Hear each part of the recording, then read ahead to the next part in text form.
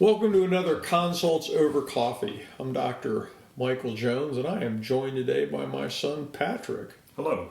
Hey, thanks for joining me here, and it's been obviously for all of us a really interesting and somewhat difficult year. And you and I have had a lot of conversations about the challenges that you faced being a 21-year-old guy in college. Certainly. It's not your typical college experience. Oh, no, far from it.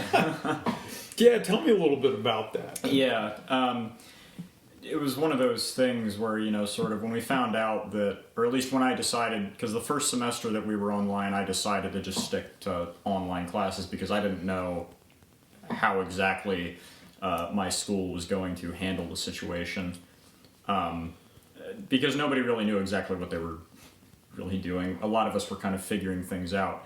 But when I started online classes, I remember being sort of anxious and trepidatious about it, just because I had never done that format before, like a distance learning format. Right. And I know people who had done it.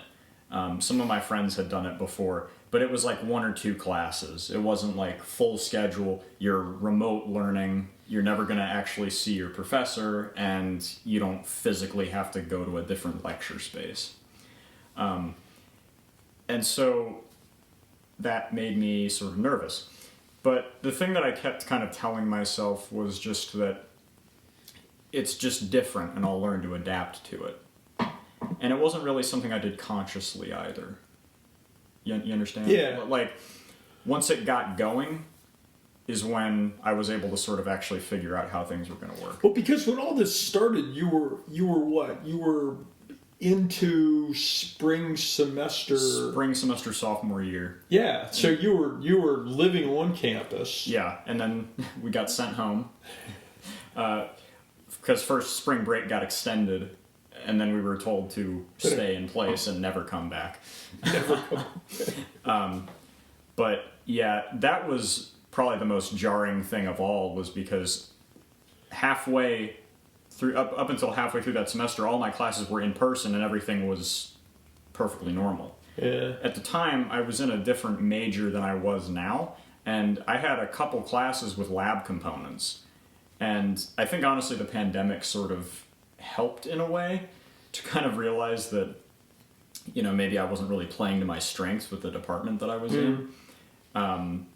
For a couple of reasons, but chiefly the big thing was having a class that relied so heavily on a lab component, and then suddenly the lab component is just like you can't interact with specimens, you can't touch things, you just have pictures to look at, and the homework was either sort of, all right, sketch this, read this chapter, and that's what we'll do, or it was, look at these pictures and then try to analyze it. In this case, I was a geology major at one point, and so trying to look at slides that are just photographed under a microscope, it really wasn't the same as being able to sort of mess with the settings and look through stuff and change the settings around and look at things a different way. And so that kind of killed that component of the lecture, or of the class, I mean. So it was sort of high time to change direction a little bit. Why? It's funny because it led you to sort of change your major. The pandemic actually kind of also sort of pushed me into a somewhat early retirement. It did. I mean, just because I think the stress of the situation, and I think it unmasks a lot of things. It does. And to some extent, I mean, there's a loss of the learning experience, but there was also you maybe gained some clarity. Absolutely, and that's the thing that I've always kind of kept in the back of my head was, if this hadn't happened, I might have just continued along a path that maybe I shouldn't have really pursued. And so again, you look at the good along with the bad. You take the good with the bad and the bad with the good. Yeah, that spring semester was really jarring at the end. I don't think anybody. I think I don't think anyone knew what was going to happen. Right, and I think that's also why they gave us the option to like just pass-fail the classes instead of like, you know, you're graded normally, you know, at my university we had the option to mark our classes as either pass or fail. So if you met the credit threshold, like if you needed like a C to pass the class and you got a C, then you would pass and it would just say that you passed and you got the credit for it. It wouldn't count towards your GPA or anything. And your grade also wouldn't show up on your transcript. It would just say like pass. Pass, yeah. Due to So extraneous you had the circumstances. option, though, you had the option of going back on campus for the fall semester. Yes. Right? For that fall semester, yes. And you had actually planned to do that originally, and then sort of changed your mind. Yeah, initially that was the plan, because that was sort of back in the earlier days of the pandemic when a lot of us, I guess, it hadn't really clicked how, you know, this is really not a good situation to be in. If we can help it, it's probably not a good idea to be living in, like, on-campus dorms with a bunch of other people who I don't know where they've been. I don't know, like, how much they adhere to, like, the social distancing, mask wearing stuff or whatever. So it was just so much of an uncertainty that I kind of just decided it might be better to play it safe and just do the online format. And, well, it also kind of helped that the people I was supposed to be living with were really wanting to pull out of that too. And I think we were all just kind of saying, like, all right, we'll commit as long as the others are, but if somebody else pulls out, we'll all pull out. So, which is what ended up happening. So we all just went on the online format. And then this spring semester, all the classes are online, so it took away the option for us. Yeah, well, and I think, you know, I remember having conversations with you, and at the time, I know you were having a hard time. I think you were struggling with, you know what, I'm living in this apartment, you know, with my mom, and I'm kind of working, but not a whole lot, and the social life that you had built living on campus had all kind of dried up. And so, Right. you know, on the one hand, I understood, like, okay, you know, he wants to go back, he wants to have a life, he wants to have his life back, which I get that.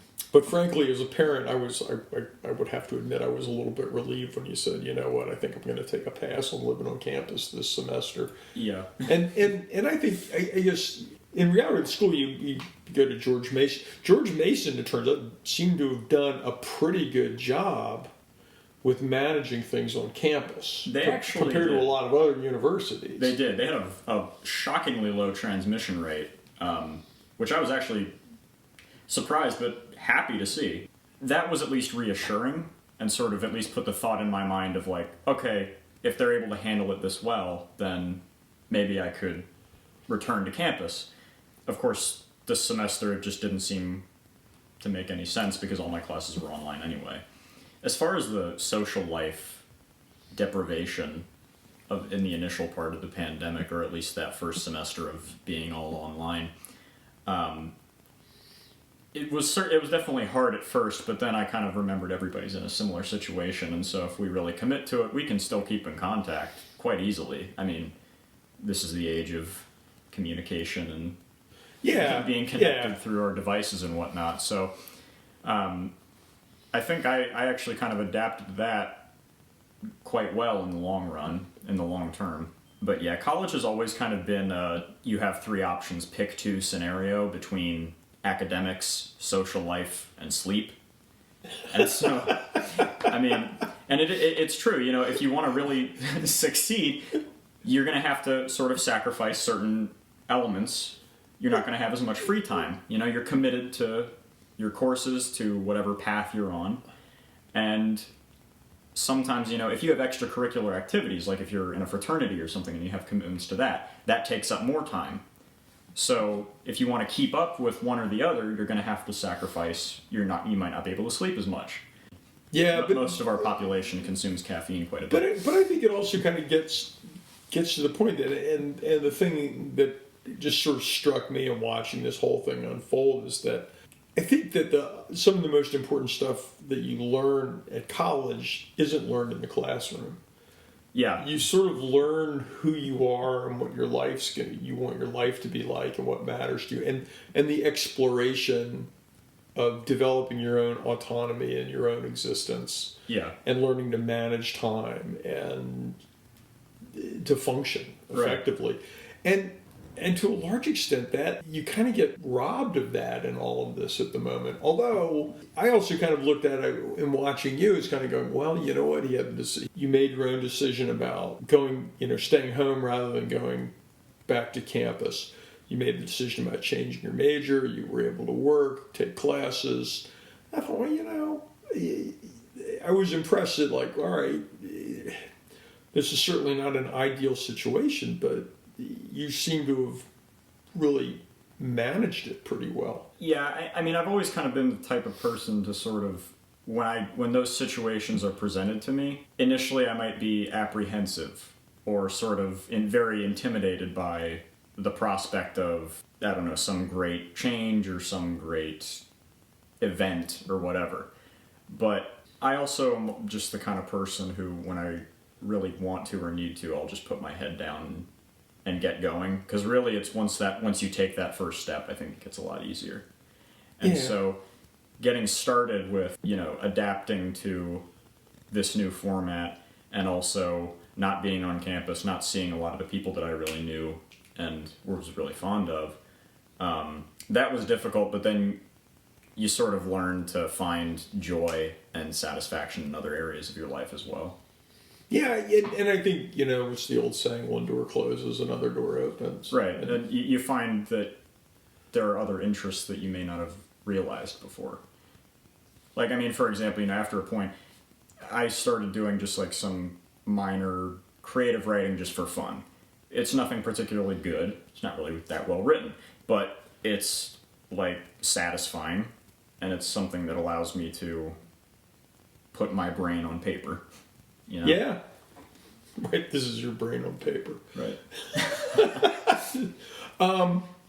Well, but again, I think that's a really positive thing, taking a negative, figuring out how to make a positive experience in a negative situation. I think societally, we're clearly seeing there are a lot of people, no one wants to be in the middle of this. Right. No one wants to be here. It's certainly, at the very least, inconvenient. I always look at it as going, well, I may be inconvenienced, but there are over 400,000 people in this country who are now dead because of this. Right. So let's keep things in perspective. Count your blessings. Yeah. But that's also a good just kind of life skill to have is being able to find the positivity in, if you're mired down by, if you're in a bad situation or you feel like there might not be anything good going for you, if you can find the positive things, then, I mean, that's something that can carry you for a long time.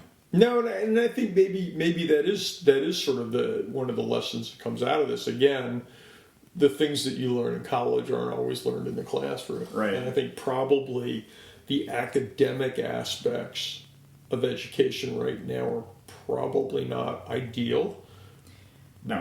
But you acquire a lot of other skills, a lot of other experiences, a lot of maturity that will stand by you down the road. Right. I mean, hopefully this will not happen again. But right. the lessons learned from this may carry over. Yeah, I mean, it's a lot of this is sort of just things that you can apply to any sticky situation, any or long-term struggle that you might go through. But yeah, I agree. How do you feel about the educational experience? How's that been? I'm going to be completely honest. It doesn't really feel like it's that conducive to like actually committing a lot of that knowledge to memory. Because, and I understand, every professor is going to kind of do their own thing. But the issue sort of comes when, I don't know, like the content is fine, but it's when they try to quiz you, like on quizzes and stuff.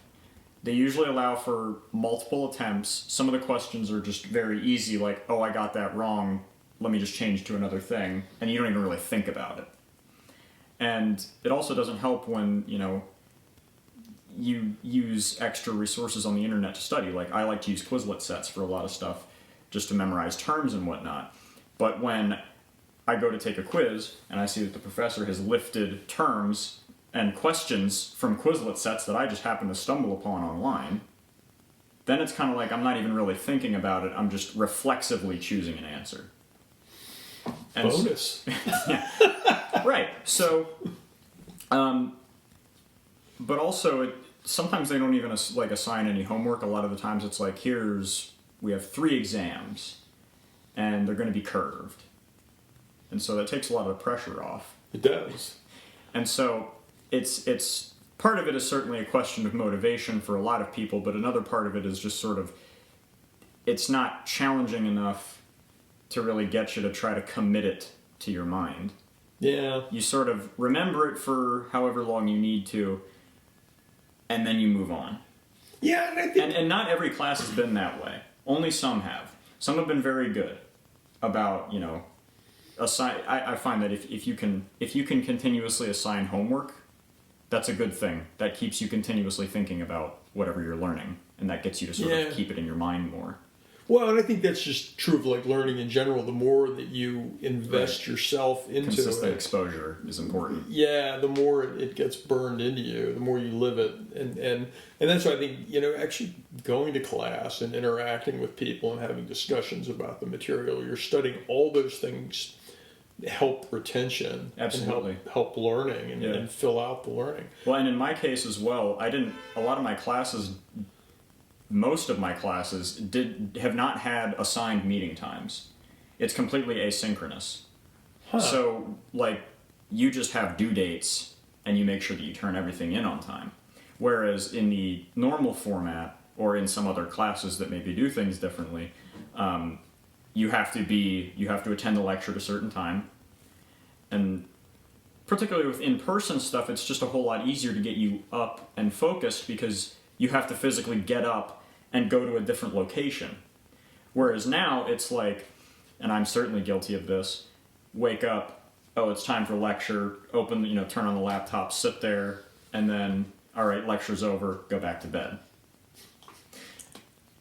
I'm not alone. I know plenty of other people who do this. There are people who do that even when they're on campus. Very true, yes. Yeah. But it's interesting because when I think I've told you this, when I was in high school, my class, we were a 4-year independent study program. Right.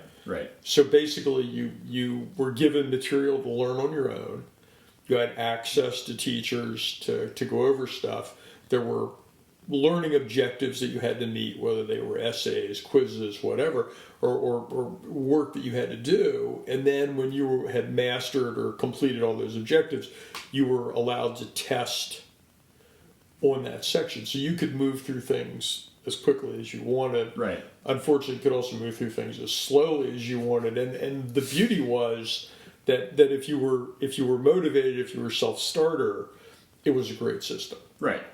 If you were not particularly motivated and spending your time in the classroom or learning was not your thing, you maybe didn't get as much done as you wanted. And in fact, our class was the only one that went 4 years through this because they figured out we had the highest non-graduation rate in the history of the school. Yeah. Because there were just some folks that just, especially at that age. You weren't among them, right? I was not among them. Okay. I was not among them. I had my moments, but it was not academically related. But that some people adapted well to that environment. Some people did not adapt well. I mean, have you had friends or classmates that are kind of like just adrift at this point? Or what's... There are some that certainly seem that way. There are plenty of others, though, who have not really taken to this. Yeah. I don't know many people who've really taken to it, but are at least have taken advantage of the fact that they can get ahead at times. I certainly have done that as well. Like, if I know, like, I have a busy weekend ahead of me, or I want to have free time later in the week, I can do assignments at the beginning of the week and not wait until later when, closer to the due date or when they're actually due. I can completely knock out all of the homework assignments for a class just on that Monday if I want to. Yeah, it's nice. Yeah. But that almost kind of goes back into like the consistent exposure thing. If you just get rid of it all in one day, you're not really going to have that sort of... Right. Are you learning or are you just doing the work? Right. Exactly. And that's, we always ask you, to some extent, that's always the question. Yeah. How have your professors been pretty accessible in all of this? Largely, how's that work? Yeah, largely, it's kind of the same thing. You send them an email if you have a question. Largely, they've been pretty accessible. Can you I don't know, Zoom or Skype with these folks at all? Yeah, some of them are more open to that than others. Yeah. You can, I think. I know, if you need to speak with an academic advisor, you can set up like a Zoom appointment. Okay. And stuff like that. A lot of the professors, though, in my experience, I haven't really needed to Zoom with them because if I have a question, it can usually just be answered over email. It's usually just a procedural, technical. But they've been responsive. Yeah, they've been responsive. Because I think probably as a teacher, as a professor, it's not ideal either. No, hardly. I know plenty of professors just kind of struggle when they can't actually see their students. They don't know who they're teaching. They don't know how they're responding to the material. And some of my professors have recorded lectures of them essentially going over a PowerPoint and then just as if they were lecturing as close to the real thing as they can. But the issue with that is some students might not really adapt that well to that kind of thing. Right. All right, here's my lecture for the day. I sit here and I watch this 50-minute PowerPoint. Yeah. That drags on after a while. Oh, PowerPoint drags on after about 3 slides. Yeah, that's very... yeah. But it's sort of difficult when, again, they do all the work at the beginning and they don't have a chance to adapt because they've already done it and they're just here. Yeah.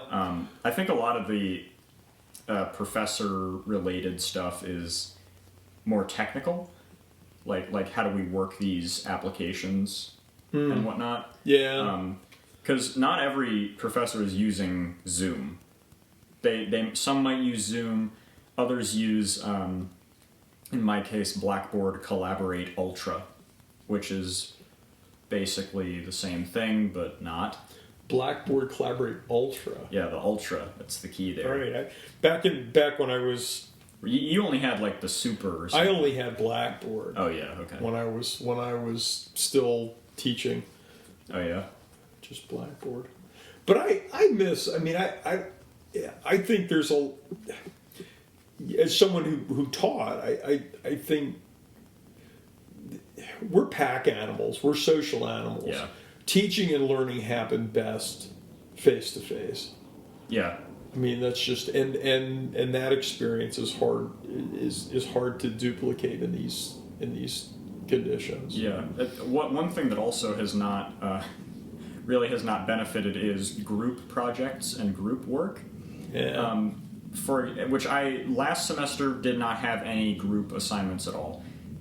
I am 2 weeks into this semester.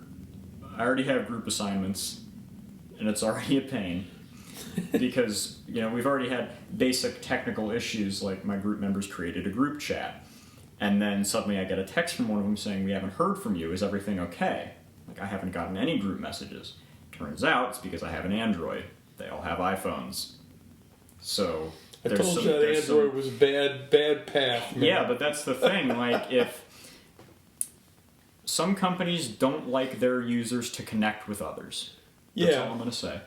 But, it's just one of those things. So suddenly, we all have assigned roles. The assignment's due tonight. I haven't heard anything about it. And somebody's already done my work for me. So now it's okay. Double bonus. Yeah, but that's... so then I go in and I'm okay, I'm just going to pretend that this didn't happen. I'll delete this. No, don't delete it. That's hard work. No, Right. I wouldn't call it hard work, but Yeah. and it's just sort of that thing where if we were in person, none of this would have happened. But right, exactly. So it's just another hurdle to overcome. Yeah, but once you figure it out, once you get a steady method of communication, then it evens out. I guess the $64,000 question too is sort of emotionally. How has this been for you and for your friends and your classmates? I mean, this is just for the 61-year-old guy.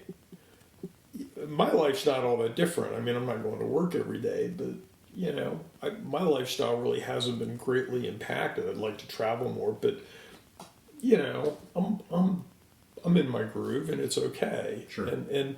But I know when I was your age, Boomer.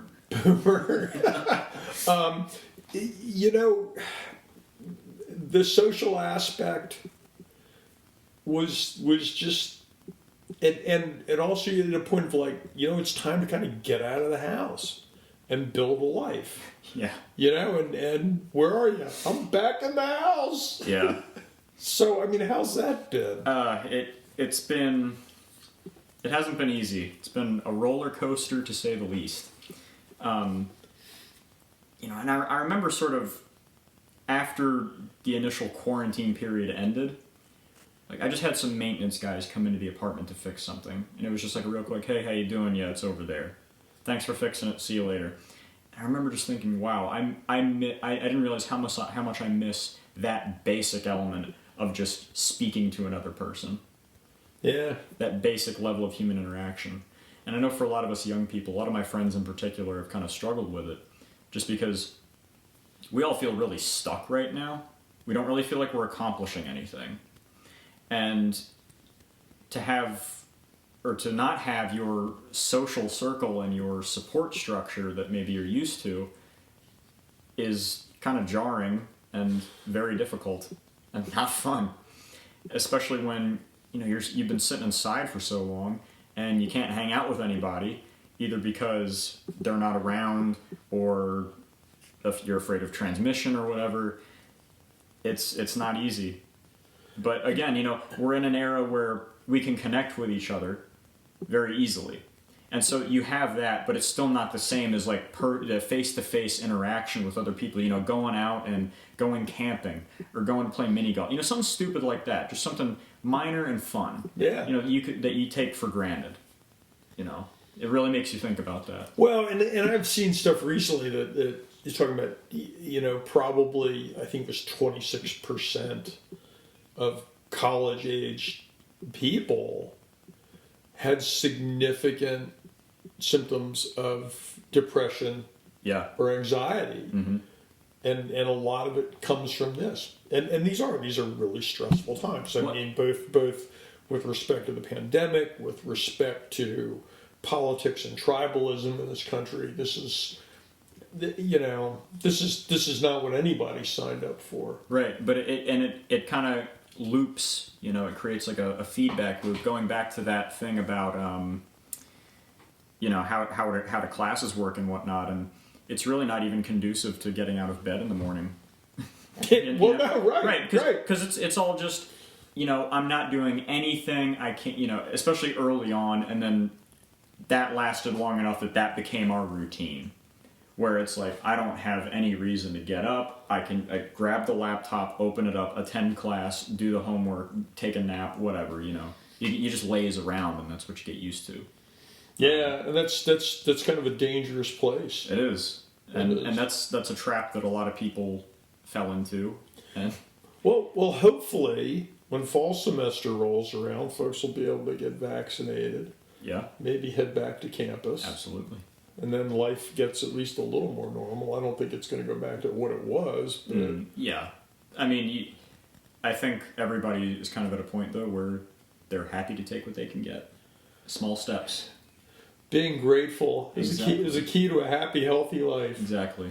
Well, look, thanks for sharing your experiences with us, because Absolutely. I think you've done a really good job of managing just what's an absolutely crappy situation. Well, thank you. Yeah, absolutely. Well, this has been another Consults Over Coffee. I'm Dr. Michael Jones, and here in both experience sharing and a little bit of nepotism was Patrick Jones, and we'll be back next week. Thanks for joining us.